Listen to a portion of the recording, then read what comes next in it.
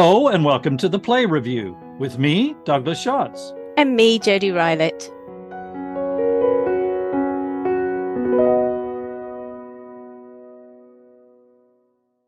Hi, Jodi. Long time no see. Hi, Douglas. Lovely to see you. It has been far too long. Welcome back after your short sabbatical, directing your show and skiing, I believe. Thank you very much. Yes, two of my very favourite things in the world. And much as I absolutely love directing and occasionally acting in things, it does mean that I don't get to go to the theatre as often as I would like whilst that's underway. So it's nice to be back in the audience seat. Yes, directing's all-consuming, isn't it? But congratulations, it was a lovely piece, and I hope you enjoyed the experience. Thank you. I did very much, and I was very supported by the people at the Rose Theatre. So I'm delighted to say that we have a lot to catch up on with many fascinating shows on in London at the moment. We're going to start with An Enemy of the People, which is currently playing at the Duke of York's Theatre in the West End with Matt Smith, who of course many will know from his stint as Doctor Who, being the star attraction. A bit of background, if I may, before we get into the production, Jodi. An Enemy of the People was written by Henrik Ibsen way back in 1882. It's set in a spa town in southern Norway, where the local doctor, who works as the medical officer for the spa, has discovered that the waters feeding the baths are contaminated. He naturally believes that this information must be made public so that the problem can be fixed. But this would mean closing the baths for at least 2 years at enormous cost, not just for the necessary repairs, but for the entire livelihood of the town, which depends on the spa as a tourist attraction. The doctor is determined that the truth should be told, however, and this sets him on a collision course with the local powers that be, including the local press and even his own brother, who is both on the board of the spa and the mayor of the town. Far from being lauded as a hero for identifying the problem, the doctor finds himself attacked from all quarters as an enemy of the people. The fable of the crusading doctor who dares to speak truth to power is a stirring one for any age, but with its themes of fake news, the dangers of populism, and the environmental cost of capitalism, it certainly strikes a chord for our time. Which must be why there's not just one, but two major new productions of An Enemy of the People on the world stage as we speak. In addition to the London production, there is a new adaptation opening on Broadway with Jeremy Strong, famous as Kendall Roy in the TV series Succession, as the Doctor. Perhaps we could also go over and review that one, Jodi. I would see that in a heartbeat. Are you game? Yeah, totally. There's so many theatres I need to explore in New York. If only I had endless time and very deep pockets. Yeah, I know. Well, let's do it, he says, rather rashly. But first, the London show. It's important to say this is not a rendition of the original play as Ibsen wrote it, but very much a contemporary adaptation. It was conceived by the German director Thomas Ostermeier at the Schaubuhne Theatre in Berlin, where Ostermeier is the artistic director, and has now been redrafted in English by the British playwright Duncan Macmillan. While the central plot of the play remains as Ibsen wrote it, and I described, this version brings the setting bang up to date, with references to many of the concerns of our time here in the UK. So, Jodi, did you know the play before you went, and what attracted you to want to see it? Are you an Ibsen fan, or was it the star casting? Okay, so I did not know the play beforehand, and it was the star casting because my son Billy, who you've heard me mention before, is an actor and a lover of Doctor Who. Who isn't? Well, who isn't? So I got the tickets to go with Billy. Am I an Ibsen fan? I didn't think I was, but I find that as I see more and more of his work, I rethink it all the time. Just think, how can what he was talking about then be so relevant today and was so ahead of his time? So yes, I am. I now realize. Great. I mean, this production, and certainly the one in New York, are reimaginings of Ibsen in a sense. They're not his text. They are deliberately brought up to date with references to contemporary issues. You know, there are references in this to the NHS and to the cost of living crisis and the post office scandal even. Yeah. What did you make of all that? Did this ring true in this updating? Well, this one was new to me. So it's not like A Doll's House, which I was familiar with, This was my first experience of An Enemy of the People. So I don't have anything to compare it to in terms of the original. I personally found it really gripping. I found it really interesting the way my emotions towards the main character changed throughout the play. So at the beginning, I'm very much on his side, and what a champion, a truth teller. He's saving people from harm. He's on the side of the people and against the evils of money making over the good of the people, blah. And do you know, in presidential debates, when they have those buttons, when they test the speeches and you're going positive, positive, positive, negative, negative, negative, I wish I'd had that for me throughout the play in response to him. Because when he stands up in the second act and does his great speech to the audience, I started off that thinking, yeah, go on, you tell them. And throughout the course of it, I started feeling a little bit like, I feel like this is more about you now than it is about the people. It's about you and your ego and being right. How interesting. And I had a very allergic response to that, which was it kind of destroyed my faith in him. That's fascinating, Jodi, because that's the response I think you're partly supposed to have. But I think it's more complicated than that in this production, actually. But I'm really interested that you had that response, because in lots of ways, he's not an attractive character. He's particularly self-centered. This is demonstrated, I think, in the relationship he has with his wife. One of the things they do with the updating is that they turn them into sort of young hipster couple, don't they? They and a couple of their friends are playing in a band, and we actually even get some of them playing music. Matt Smith doing lead vocals on David Bowie's Changes, for example. I'm not entirely sure what that really added, to be honest.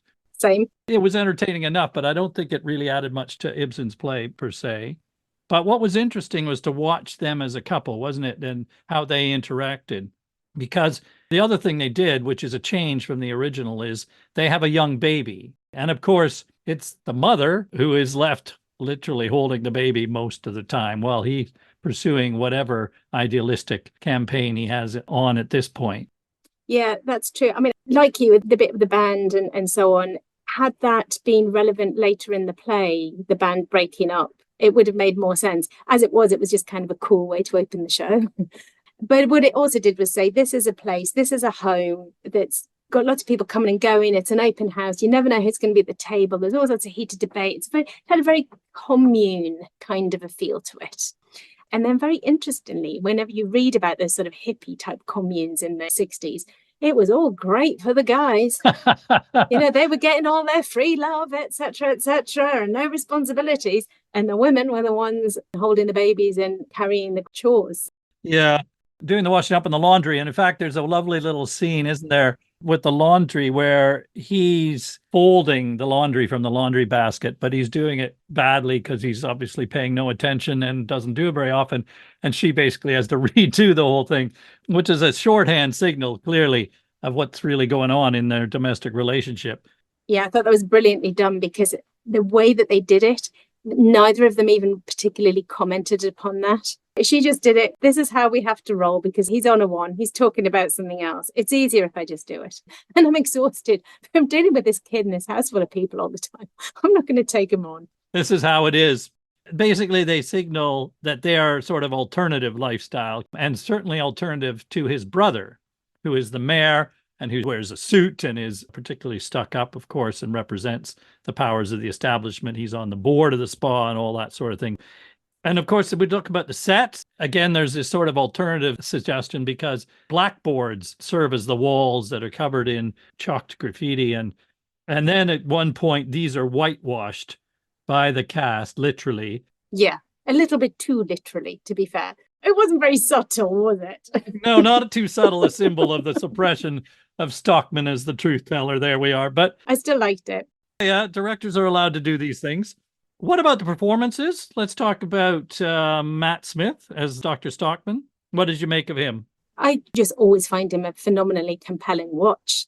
I thought he was brilliant. He clearly has that kind of hyperactive energy about him and the hyper focus. He was very, very believable to me. And I think that's why in the second act, when he stands up and does his big speech, normally when that kind of thing happens, I die a bit inside, because I think, Now it's the playwright speaking because this is their platform to talk about everything that they want to care about. And it brings me out of the play and stops me believing in the character.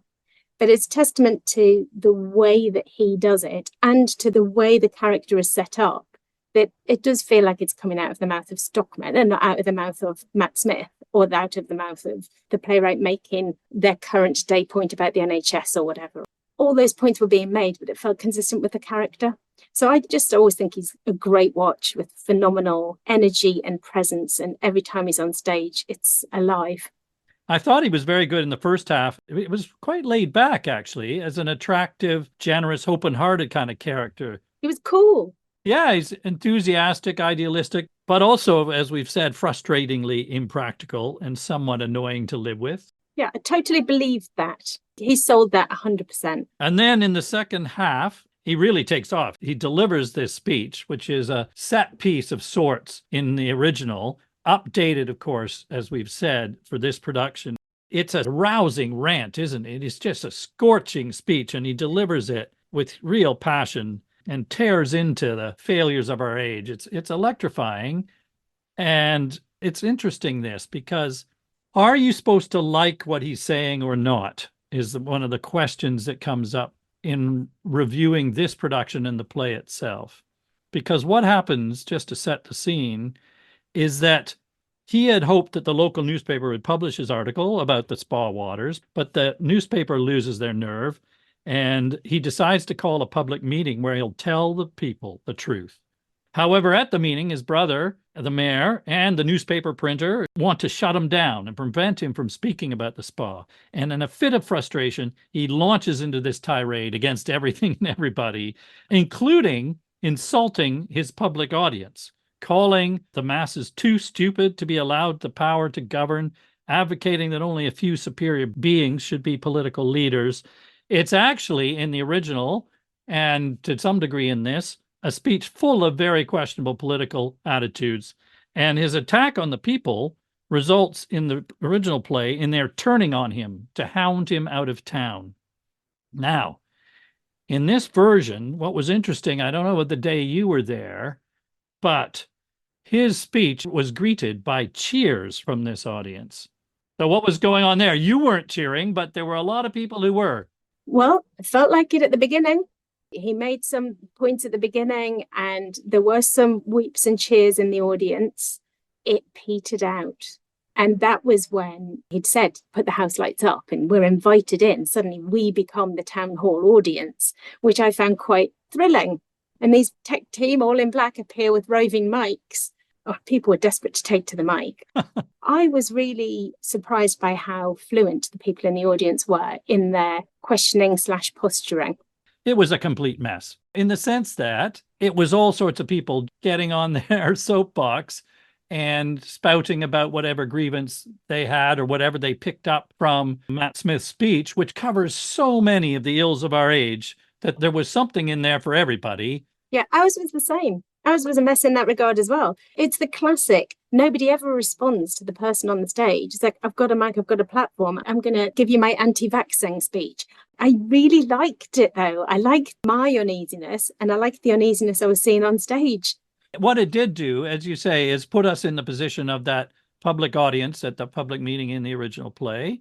And it is a demonstration of democracy of sorts in action and the mess that it is, which is one of the themes of his speech. And maybe it just demonstrates how messy it can be, because he doesn't credit the public audience with much intelligence. And one of the real questions I had for you, do we leave it loyal to Stockman or not? Because in the original play, of course, he is the enemy of the people. The audience turn on him. And as I say, the day I was there, that was not what was happening. The audience were actually on his side, cheering the points he was making. However, you're not supposed to be sympathetic to him at that point if we're the audience. Yeah. I think what do I think is at the heart of that? It's quite tricky. Matt Smith is such a personable person. So is it in the casting? Because we like him. He's our favourite doctor. I see what you did there with the doctor. Oh, yeah. No, I could claim that I'd done that deliberately. I totally didn't. But he is. And so maybe our barometer is off. So I think it is a bit in that. I think it is a bit that a lot of the themes that he talks about in that speech do play to what his father-in-law refers to the wokey-cokey liberals that are sat in the audience. So they kind of want to be on his side at the beginning. Matt Smith's charisma could be part of the problem, but we're not supposed to like him as much, I think. I suppose the character in the original play is more self-centered, and his attack on the common people who he basically calls stupid would be more telling, and we would react to that. Yeah, I think if that was the original intent, it has not translated to this interpretation to that extent. Let's talk about some of the other performances and characters. I wanted to talk about Paul Hilton, who plays the doctor's brother, the mayor. I thought he was wonderful. He is always amazing. Honestly, I've seen him a few times in things, and every time I just think, why is he not in everything? Nobody does that kind of craggy, slightly slippery, slightly dubious, long-suffering kind of character like he does. Yeah, I had the word slippery written down too. Talk about stroke of great casting. Hilton has just finished playing Pastor Manders in the production of Ghosts at the Globe in London, which, having just seen that and covered it also on the Play podcast, by the way, I was struck by the similarities in these two characters. So it's a fantastic bit of casting. They're both wonderfully awful, hypocritical, slippery, stuck up, self-righteous, and he does that beautifully. And I also enjoyed, there's this sibling rivalry goes on. Oh, that's so great. Which in this production, they really milk, I have to say. Yeah, they milked it, but it works so well. You know, for all we're not meant to particularly identify with his character, I did feel, I'm always having to bail out my younger brother. It's all right for him to be the kind of, slightly bohemian, blah-de-blah with playing in the band. I'm the one who has to get him a job now that he's actually a parent. Yes. This world-weary tension between them, I thought was great. And I thought Matt Smith played that slightly belligerent younger brother. Don't they actually have a physical scrap, like a couple of toddlers at some point? Absolutely. It's very childish at times, signaling, as you said, lifelong frustrations and fights between them. And they do literally have a physical scrap at one point. And of course, yes, Peter, the older brother, more sensible one, and Thomas, the wilder one, who he's always had to bail out. And you can understand his impatience, which is another feature of why, the character, the doctor, isn't wholly attractive.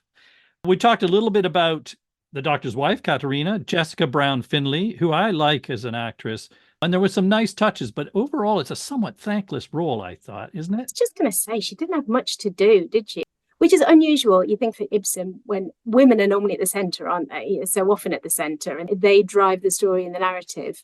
Yeah, this is unusual. Having written these plays, Ghosts and A Doll's House previously, where the woman is very much the centre of the play, this is a man's play largely. And yeah, a bit thankless for that. They tried, I think, not successfully, to lever in some additional interest where, as we said, there's a suggestion that all is not necessarily well in their relationship. And at one point, she kisses one of the journalist's friends, and then it doesn't go anywhere, that. And you think, why did they bother inserting that?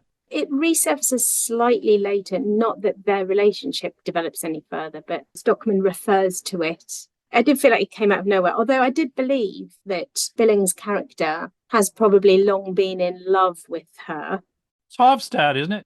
It was. You're right. And in fact, to some degree, this tarnishes his intent, because is he supporting the doctor in order simply to get closer to her as opposed to out of principle? Yeah, so sort of questioning motives. Yeah, and it questions the integrity of the press, which is, again, one of Ibsen's targets in the play was the moral cowardice of the press, particularly the liberal press, because he'd been attacked by them for his previous play, Ghosts. So he was very bitter about their compromising their principles, and he has it in for them in this play. So you think he had a personal axe to grind? Yeah, he definitely did. Nice. He really does not hold the press in high esteem. I mean, the editor character is hilarious. Yeah, so they do a volte-face on whether they'll support the doctor and print the article. And in fact, they basically decide that their subscribers wouldn't like it. So the money talks. Actually, one of the things they change, Jodi, is that in the original, the character of Aslaksen is the printer of the paper, not the proprietor. In this production, played by Priyanka Burford, she is actually the proprietor of the paper and can make some editorial choices like that. So it becomes more credible that she would actually step in and go, okay, the stance of this paper is we're going to do this that's in our commercial interest. And I thought she did a nice job of showing the kind of fickleness. Oh my goodness. I thought she did a great job. She's so believable in that sort of spineless kind of, half-hearted, like, oh, of course, I'll back you. But the second it starts to get a little bit slippery, I'm going to back off from that, but I'm not going to be honest about that and face up to it. I mean, everything about her, even where she stood on the stage, it was almost like she was apologizing for being present. Clearly, these are character choices because she is an actress with phenomenal stage presence. And so I thought that was very well rendered. So I want to talk to you about the ending, Jodi. Yeah. Because this is another point of contention. And I wanted to see what you thought about what was going on since you didn't know the story. So in Ibsen's original, there's no question that Doctor is resolute in his determination to stay and fight the town, to tell the truth about the baths, despite the pressure that's been directed against him and his family. But I had the sense of the possibility of a more equivocal ending in the way that Matt Smith and Jessica Brown-Findlay play it here. What was your reading of this? Are they continuing the fight or are they open to compromise? I felt like it was very clearly signaled that they were open to compromise. Right. They discover through her father, his business is the one that's been polluting the waters in the first instance. He's been smart enough to buy the very depressed shares in the baths and has gifted these shares to them. So if you totally tank the business, this is junk. If you don't, who knows? This could be the way to your fortune. And it's your inheritance. And it's your inheritance, and that's all you're getting. And she, as women typically often are in these scenarios, we're very, very pragmatic. Correct. And it's consistent with her character throughout the play. She is the pragmatist. She would very much be wanting him to take it. And they exchange a look on the sofa together that very much to me said, well, maybe we could. So I came away thinking, oh, isn't that clever? Because maybe this whole strength of principles and him standing on the moral high ground, etc., maybe that was all 99% massive ego trip. But how could you be comfortable with that ending? I mean, take a step back. The waters are polluted and people are getting sick. The truth. I wasn't okay with it. I thought it was despicable. But then I thought the point was, aren't human beings relentlessly despicable in the face of self-interest? So what is fascinating about that is, as a purist, this is not Ibsen's intention. There's no question in the original that he is going to compromise.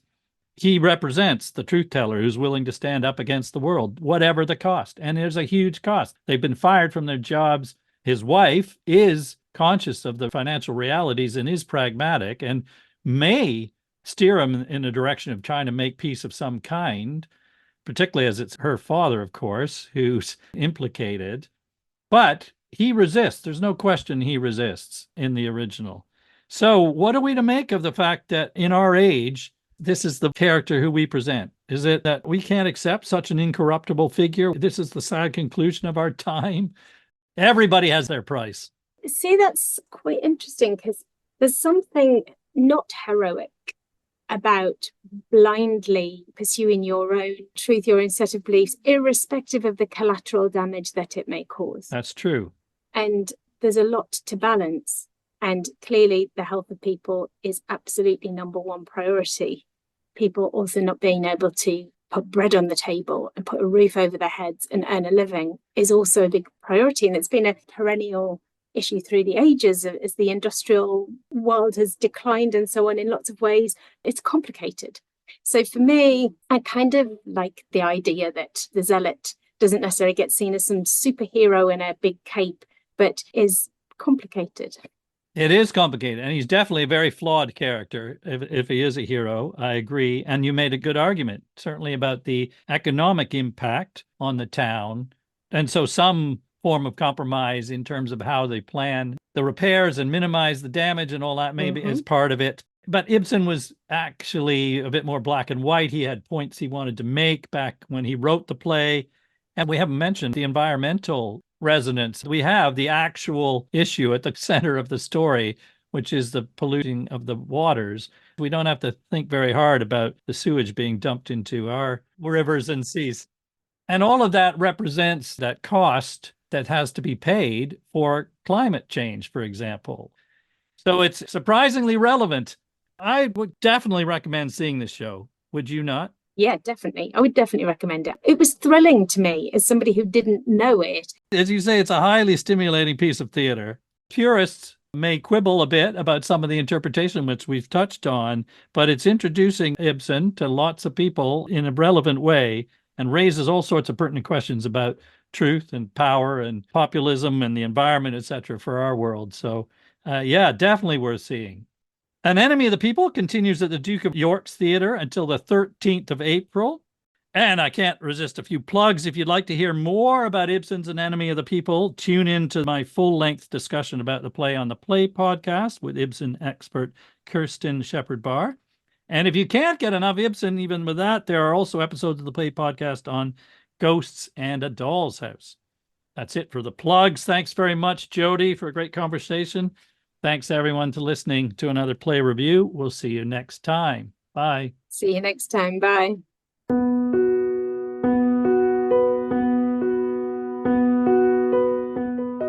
We'd love to hear what you think, so please visit theplaypodcast.com to share your comments or email us at plays@theplaypodcast.com. Thanks for listening. See you next time.